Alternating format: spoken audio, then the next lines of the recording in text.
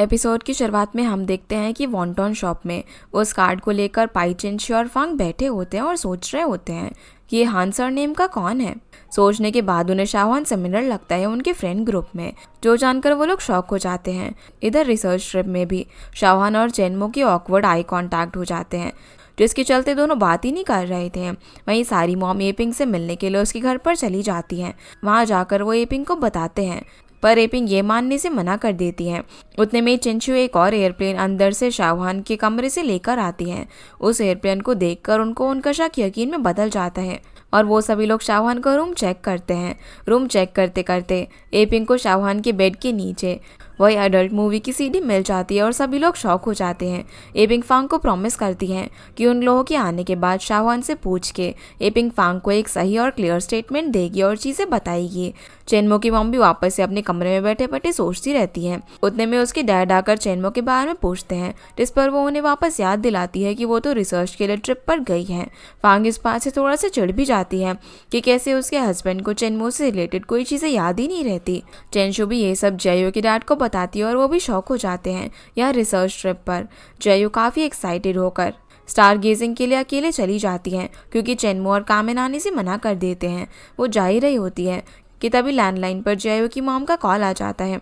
वो नॉर्मली जयो से बात करती है और उसे बताती है कि किसी इंसान के कारण लाइफ रुकती नहीं है, और वो एक तरीके से उसे हेड्स अप देती है उसके फ्यूचर क्रशेस और लाइकिंग्स के लिए। जयो को ये चीज़ थोड़ी सी वियर्ड लगती है और वो फ़ोन रखकर जा ही रही होती है कि तभी बारिश हो जाती है और क्लास मॉनिटर बताती है कि इवेंट तो कैंसिल हो गया है।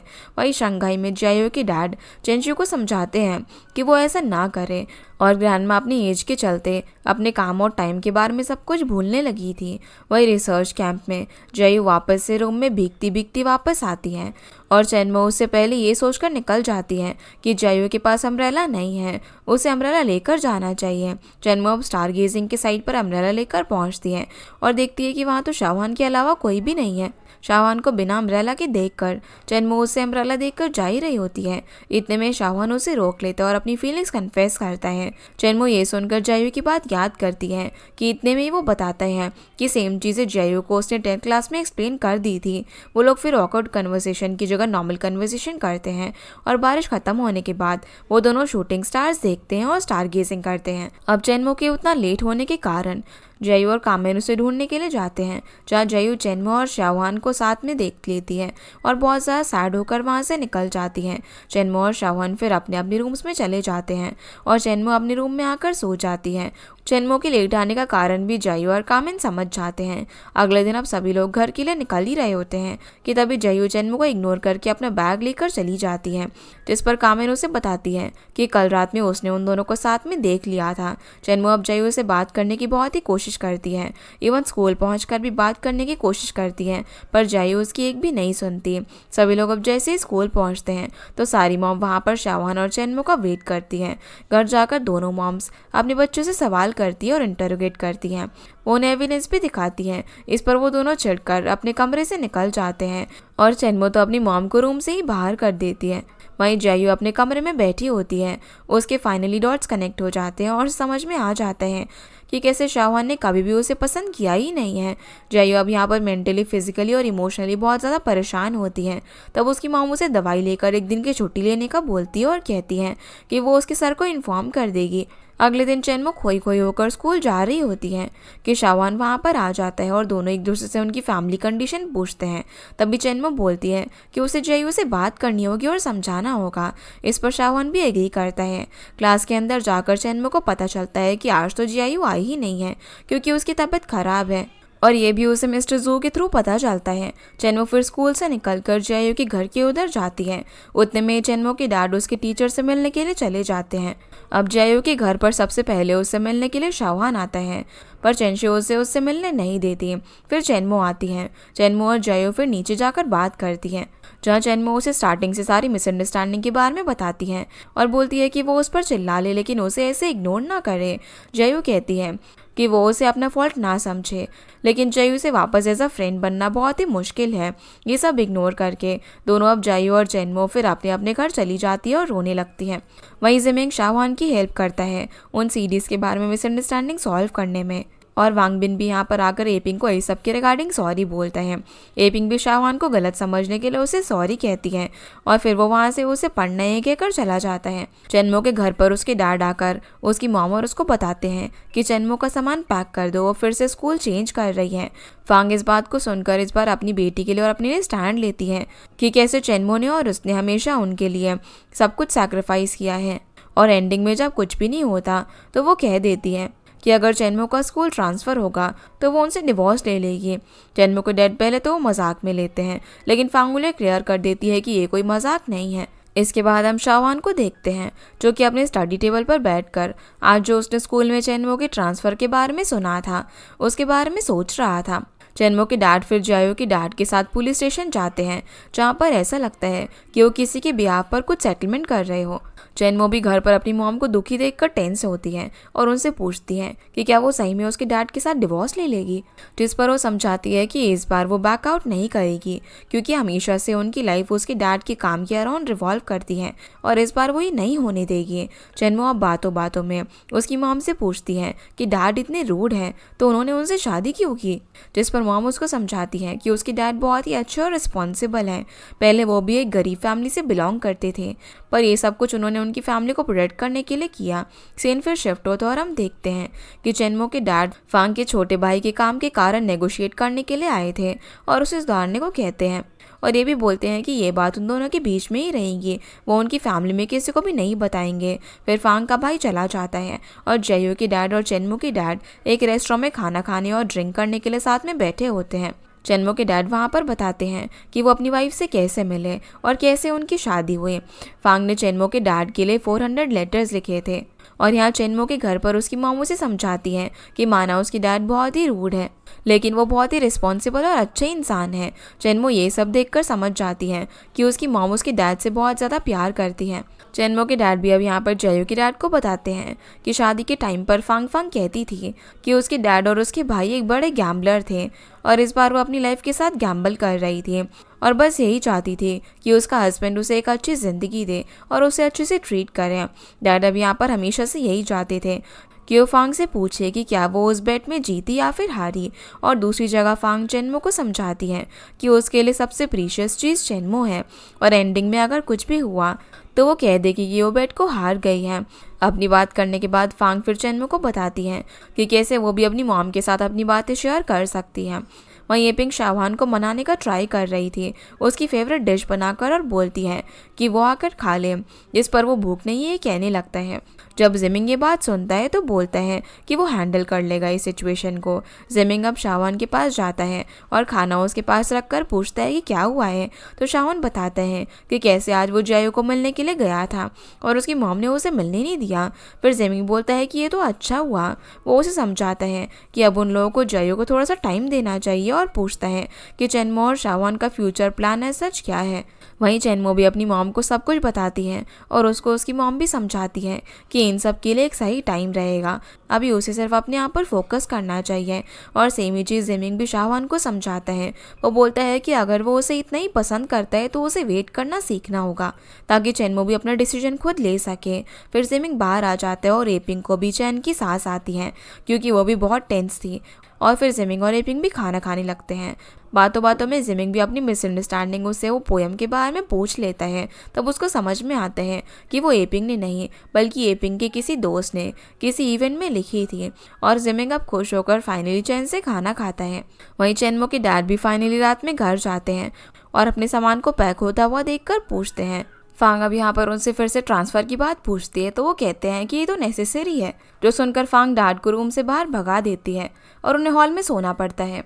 माओ भी सेलर बनकर जयो से बात करने की कोशिश करता है लेकिन वो कोई भी रिप्लाई नहीं देती, तो वो सोचता है कि वो उसे कोई जोक भेजता है।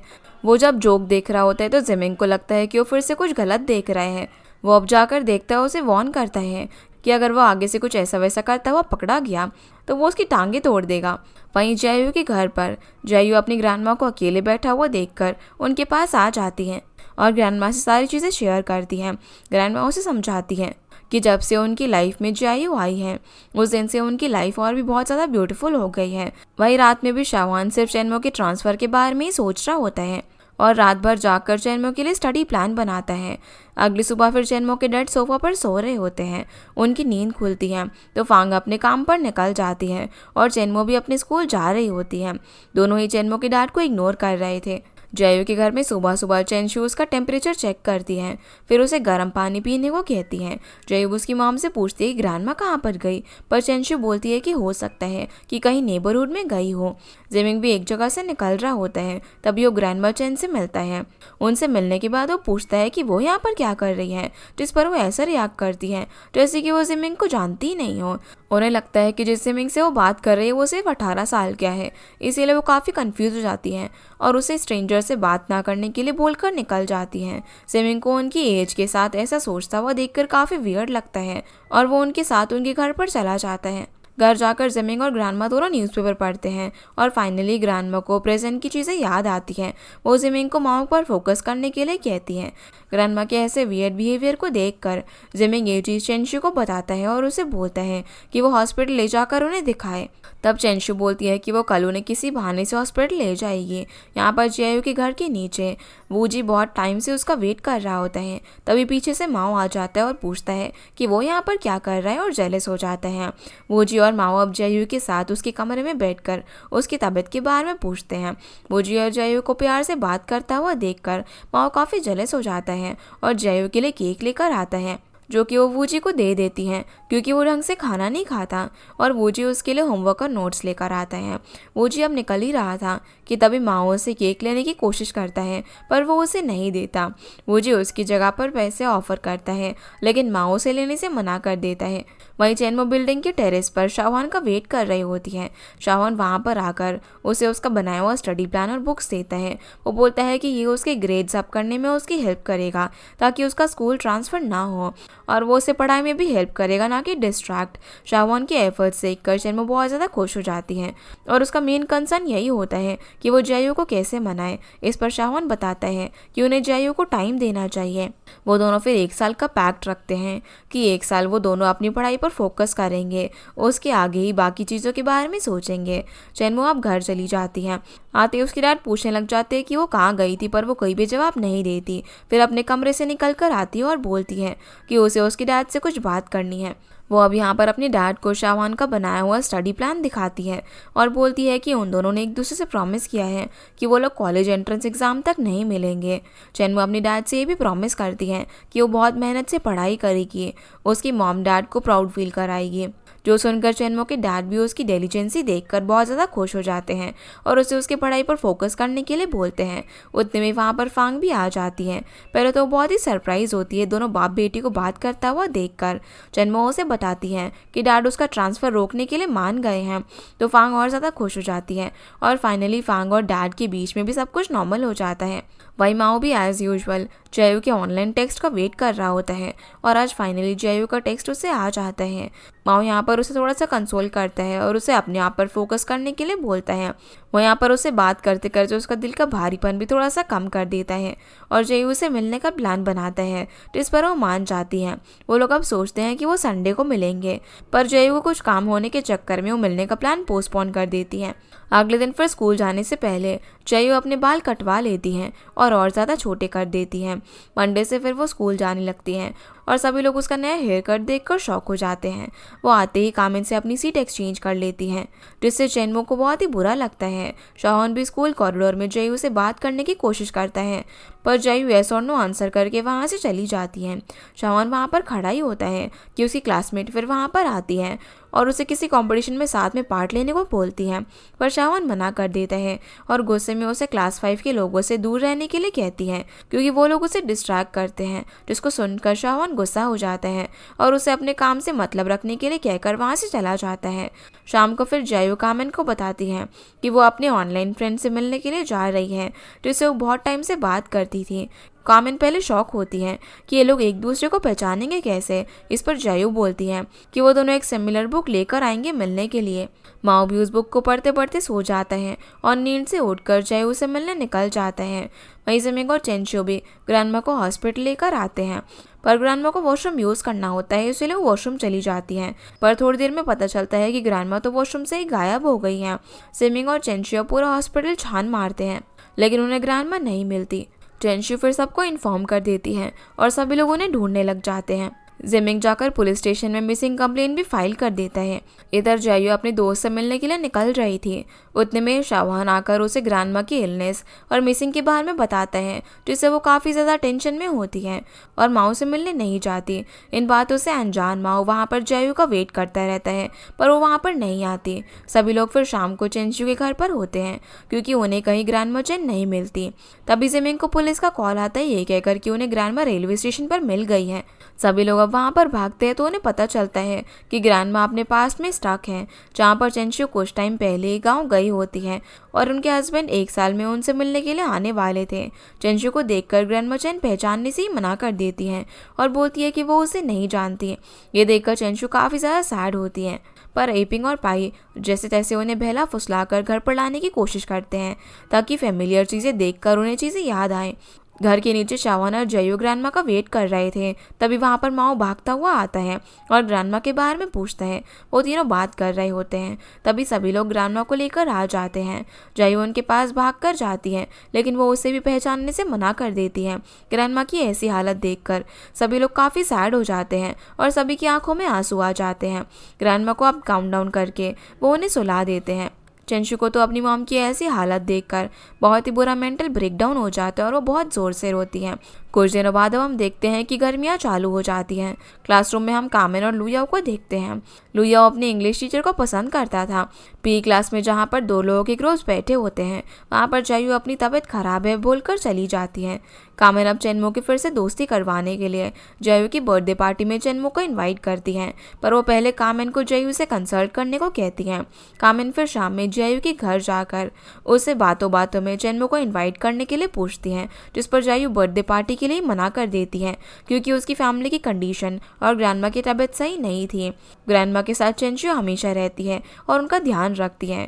एक एक करके दोनों चेंशू और जायू के डैड उनका ध्यान रखते हैं ताकि वो घर से बाहर ना जाए। माओ भी सेलर बनकर जायू के बर्थडे पर उसको बताता है कि उसका बर्थ स्टोन मून स्टोन है और प्लान करता है कि वही उसे गिफ्ट कर देगा। चेनमो भी कामेन के साथ जायू के लिए सेम जगह पर गिफ्ट लेने के लिए आती हैं, जहां वूजी और माओ आते हैं। माओ जैसे ही अब घुसता है तो वो देखता है कि वूजी भी मून स्टोन ही ले रहा था। आगे हम देखते हैं कि ग्रैंडमा चेन को विजिट करने के लिए जिमिंग और एपिंग आते हैं। उन दोनों को साथ में देखकर ग्रैंडमा बहुत ज़्यादा खुश हो जाती है और समझाती हैं कि जिमिंग और कोई नहीं बल्कि उनका बेटा है, जो कि अपनी गर्लफ्रेंड के साथ आया है। वो उन दोनों से जल्दी ही शादी करने की बात करती हैं, जिसको सुनकर जिमिंग शर्माने लग जाता है और फिर एपिंग को अपने साथ बिठाकर ग्रैंडमा बातें करने लग जाती हैं। तभी जिमिंग बताता है कि कैसे उनका एक दोस्त है जो कि एक बहुत ही अच्छे डॉक्टर को जानता है। वो लोग वहाँ पर ले जाकर ग्रैंडमा को दिखा सकते हैं।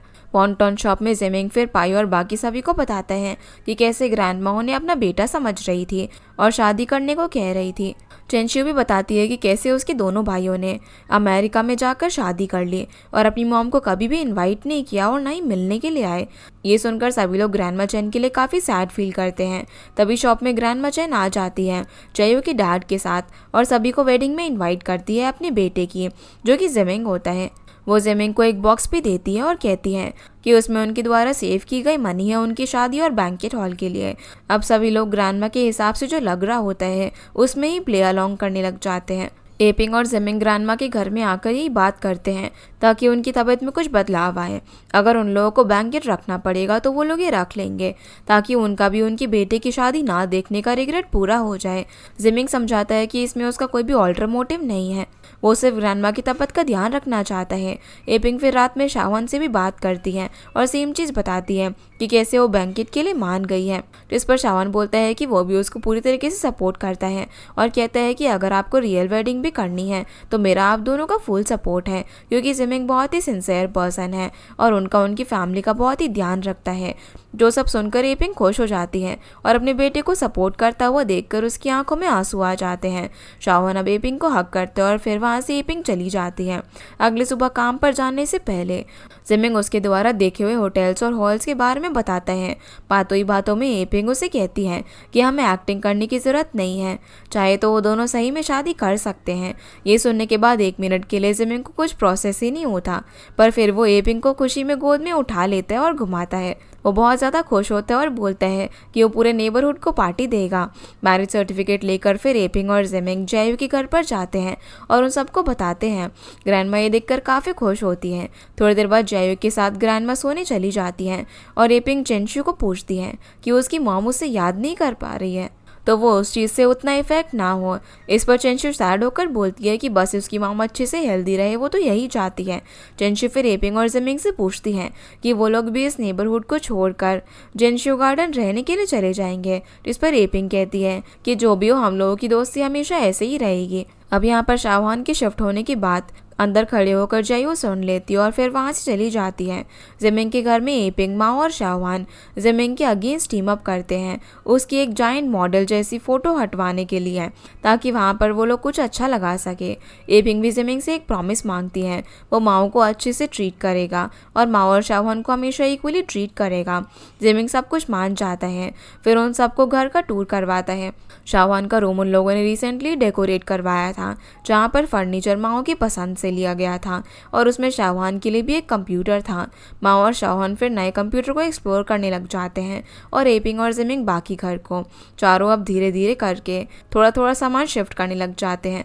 और सामान शिफ्ट करते वक्त शाहवान पूछता है कि क्या उसे उसके डैड का सामान यहीं पर छोड़ना चाहिए। इस पर एपिंग हाँ करती है और बोलती है कि ये घर हमेशा वैसा ही रहेगा जैसे कि पहले था। अगले दिन चेनमो शाहवान को टेरेस से पूरा नेबरहुड दिखाती हैं और वो दोनों एक दूसरे को ग्रीट करते हैं एज न्यू नेबर्स। जायू के घर में उसे ग्रैंडमा धीरे से बुलाती हैं और उसे एक बैंक कार्ड देती हैं। वो बोलती है कि वो गोल्ड की ज्वेलरी ले ले, पर वो चेंशी को यहाँ पर नानी समझ रही थी और बोलती है कि वो उसे ना बताए क्योंकि उसे उस पर भरोसा नहीं है। जायू वो कार्ड अपनी मॉम को देती है और बताती है कि पासवर्ड उसका बर्थडे है। तब चेंशी बताती है कि एपिंग की शादी की डेट भी जायू के बर्थडे की डेट है और वो उससे पूछती है कि उसे कोई इशू तो नहीं है। जिस पर जायू बोलती है कि नहीं, अगर चाहिए होगा तो वो बाद में कोई स्मॉल गैदरिंग अपने दोस्तों के साथ कर लेगी। वहीं कामिन भी अपनी फैमिली के साथ लंच कर रही होती हैं। तभी पाई कामिन को बताती हैं कि शादी संडे को है, जिस दिन जायू का बर्थडे है। कामिन बोलती है कि वो आज मॉल जा रही है उसी के लिए प्रेजेंट लेने के लिए।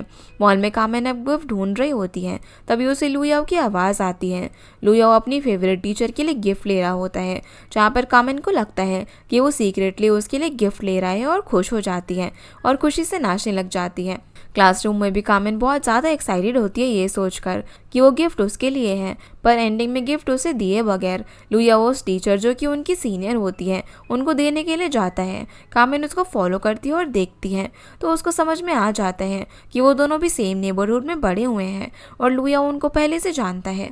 लुयाओ उन्हें चॉकलेट्स भी देता है, पर उसकी सीनियर उसे एक्सेप्ट नहीं करती और रिटर्न कर देती है। सैड होकर अब लुयाओ निकल रहा होता है कि वो वहाँ पर कामिन को देखता है। वो कामिन को सब कुछ बताता है और कामिन उसके साइड से उस सीनियर को गिफ्ट देती है, पर फिर भी वो एक्सेप्ट नहीं करती ताकि लुयाओ को मिक्स सिग्नल्स ना मिले। पर लुयाओ का दिल रखने के लिए कामिन कहती है कि उन्होंने चॉकलेट ले लिए थे और लुयाओ काफ़ी खुश हो जाता है। अब स्कूल से दूर निकलने के बाद कामिन एक बेंच पर बैठकर रोते हुए सारे चॉकलेट्स खाती है और उस बॉक्स को डस्टबिन में डाल देती है। वहीं जिमिंग जो कि अपनी शादी से बहुत ज़्यादा खुश था, वो उसी की बाकी नेबर्स को बात करते हुए सुनता है कि एपिंग उसे इसीलिए शादी कर रही है क्योंकि अभी जिमिंग अमीर है और पैसे वाला है, वरना एपिंग उसे घास भी ना डाले। ये सुनकर जिमिंग को बहुत ज़्यादा गुस्सा आ जाता है। वो ब्रेक्स उठाकर उन्हें मारने जाने का सोचता है। अब एपिंग के बारे में सब जगह र्यूमर्स फैलने की वजह से जिमिंग ये डिसाइड करता है कि वो लोग एक होम वेडिंग करेंगे जिसमें केवल वही लोग होंगे जो कि बहुत ही क्लोज है और मैटर करते हैं, ताकि वो और बाकी सभी लोग एंजॉय कर सके। इधर जायू जब घर वापस आती हैं तो शाहवान का घर खाली देखकर पुराने दिन को याद करती है और सोचती हैं। वो अपने पास रखी हुई फोटो एल्बम भी देखती हैं। तभी सेलर बनकर माओ का टेक्स्ट आता है। माओ से फिर से मिलने के लिए कहता है, पर जायू मना कर देती है क्योंकि वो घर के कामों में बिजी रहती थी और माओ के फर्दर पूछने पर अपना डिसीजन देती हैं कि वो अभी पुरानी चीज़ों को एंड करके नई चीज़ों पर फोकस करने का सोच रही है। अगले दिन अब जायू उनके सीक्रेट डेन भी जाती हैं, जहाँ पर वो माओ से मिलती है और पूछती हैं कि क्या उसे उस फोटो के बारे में पता है जिसमें केवल शाहवान और जायू हैं। माओ भी उसे ढूंढने लग जाता है और उसे एक फ़ोटो भी मिलती है, पर उसमें पीछे से माओ पीप करता हुआ दिखता है और शावान और जयू का फोटो ना होने के कारण जयू वहाँ से चली जाती है। उस कार्ड को लेकर चेंशी फिर पैसे निकालने के लिए जाती है, पर अनफॉर्चुनेटली पिन गलत होने के कारण वो पैसे निकाल ही नहीं पाती और वापस घर आ जाती हैं। ग्रैंडमा आप सभी को कॉल करके बता रही होती है कि उनके बेटे की शादी होने वाली है, तो सभी लोग ज़रूर आएँ। तभी जयू और चेंशु एंगेजमेंट रिंग लेकर आती हैं ताकि ग्रैंडमा खुश हो जाए। ये देखकर जयू के डैड पैसों के बारे में पूछते हैं। इस पर चेंशु बताती है कि अभी ये रिंग जिमिंग ने खरीदे हैं, बाद में आराम से वो ग्रैंडमा को बता देंगे, अभी उन्हें यही समझने दो कि ये उन्होंने खरीदे हैं। फिर जयू, चेंशु और ग्रैंडमा तैयार होकर वेडिंग के लिए जा रहे होते हैं। तभी बाहर जयू के सारे दोस्त इंक्लूडिंग चेनमो उसे सरप्राइज हैप्पी बर्थडे बोलते हैं और उसे अपने लाए हुए गिफ्ट देते हैं। गिफ्ट्स लेकर जयू काफ़ी खुश हो जाती है। अपनी दोस्तों की इतने केयर और थॉटफुल गिफ्ट देखकर वो काफ़ी इमोशनल भी थी और जल्दी से गिफ्ट रखकर वेडिंग के लिए जिमिंग के घर पहुंच जाती है। घर पहुंचते ही माओ और शावान इन तीनों का वेलकम करते हैं और एक एक करके ब्राइड और ग्रूम साथ में आते हैं। फिर सारी वेडिंग की फेस्टिविटीज़ चालू हो जाती हैं। सभी लोग काफ़ी ज़्यादा खुश होते हैं और फाइनली अपने बेटे की वेडिंग विटनेस करके ग्रैंडमा काफ़ी इमोशनल भी हो जाती हैं और सभी लोग बहुत मज़े करते हैं। उस दिन जयू का बर्थडे भी था, इसीलिए शावान और माओ भी जयू को गिफ्ट करते हैं और फाइनली अपने कैमरे से माओ एक शावान और जयू की फ़ोटो लेता है ताकि जयू को भी एक क्लोजर मिल सके, जैसा कि उसने उसे बताया था। जयू अब रात में घर जाकर उस फोटो को अपनी एल्बम में संभाल कर रखती है और जैसे उसको चाहिए था वैसा उसे क्लोजर उसके पास्ट लव से मिल जाता है। वो फिर अपने ऑनलाइन फ्रेंड सेलर यानी कि माओ को भी यही टेक्स्ट करके बता देती है और फाइनली खुश होती है। माओ के घर में जिमिंग, शावान और एपिंग सभी लोग इस फैमिली टाइम स्पेंड करते हैं और जिमिंग अपनी फ़ोटो की जगह वहाँ पर बड़ी सी एपिंग की फ़ोटो लगा देता है। वो लोग फिर सिंगल फ़ोटोज़ की जगह उन लोगों की एक ग्रुप फ़ोटो भी फ्रेम करके लगाएंगे लिविंग रूम में, ये डिसाइड करते हैं। अब टाइम बीतता है और सभी लोग फुटबॉल मैच देख रहे होते हैं अलग अलग जगह पर। चेनमो के घर पर उसके डैड और उसे दोनों को ही फुटबॉल बहुत ही पसंद था। उस चक्कर में दोनों के बीच थोड़ी नोक-झोंक भी हो जाती है, लेकिन वो दोनों एक दूसरे से ओपनली विदाउट ऑकवर्डनेस बात कर रहे थे। स्टिल चेनमो के डैड उसे पढ़ाई पर फोकस करने के लिए कहते हैं। वो वहाँ से जा रही होती है, तभी उसकी मॉम फ्रूट्स लेकर आ जाती है। वो फिर वहीं पर फ्रूट्स खाते खाते मैच देखने लग जाती है और उनकी फैमिली भी इंजॉय करती है। जयू के घर पर ग्रैंडमा चाइनीज गॉडेस को प्रे करती है कि वो उनके बेटे को जल्दी से जल्दी एक बच्चा दे दे। तभी चेंशी उन्हें दवाई खिलाने के लिए आती हैं, पर ग्रैंडमा चेन दवाई को फेंक कर दवाई खाने का नाटक करती है और बोलती है कि ये नैनी उन्हें ड्रग्स दे रही है। ये सब हो रहा होता है कि तभी वहाँ पर पाई और कामिन आ जाते हैं ग्रैंडमा को मिलने के लिए। ग्रैंडमा को पाई को देखकर लगता है कि वो गॉडेस है और बोलती है कि वो उनके बेटे को जल्दी से जल्दी बच्चे का वरदान दे दे। चेंशु अब यहाँ पर चीज़ों को हैंडल करते हुए ग्रैंडमा को बैठाती है और कामिन को जयू के रूम पर छोड़कर खुद पाई के साथ चली जाती हैं। बच्चों का अब एक्स्ट्रा क्लास वगैरह के चक्कर में कामिन के डैड उनके लिए स्नैक्स पैक कर रहे होते हैं। तभी पाई उन्हें बताती है कि उसे उन्हें अलग अलग पैकेट में करना पड़ेगा क्योंकि अभी भी जयू और चेनमो में बात नहीं हो रही है, इसीलिए वो उन दोनों को स्कूल जाकर अलग अलग पैकेट में स्नैक्स देती हैं। नए क्लास की शुरुआत होती है और सभी लोग यही सोचते हैं कि उनकी क्लास में मिस्टर जूही आएंगे, पर अनफॉर्चुनेटली उनकी क्लास की एडवाइज़र खड़ूस वाइस प्रिंसिपल होती हैं। वाइस प्रिंसिपल के लेक्चर में कामिन स्नैक्स खाते हुए पकड़ी जाती है और कामिन को बचाने के चक्कर में चेनमो के स्नैक्स भी टीचर रख लेती हैं। ब्रेक में अब जयू अपने स्नैक्स डेस्क पर रखती हैं ताकि वो तीनों उस पैकेट को शेयर करके खा ले। तीनों फिर जूस गर्ल्स के फेस पर स्माइल होती है और वो लोग खुश होते हैं। वॉन्टॉन शॉप में फांग और उसके हस्बैंड को आइडिया आता है कि कैसे उन्हें अपने रेस्टोरेंट में केवल वॉन्टॉन्स बेचकर कुछ भी नहीं मिलेगा और वो एक बहुत ही अच्छा बिजनेस आइडिया पिच करता है जो सबको बहुत ही पसंद आता है। यहाँ पर शॉप में अब फुटबॉल मैच देखने का भी बंदोबस्त करेंगे और चीज़ें कॉम्बो ऑफर में बेचेंगे। इसी के साथ हमारा ये एपिसोड यहीं पर ख़त्म हो जाता है।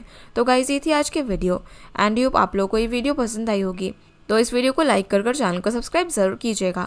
आपसे फिर मिलते हैं इस ड्रामा के अगले एपिसोड में, तब तक के लिए गुड बाय।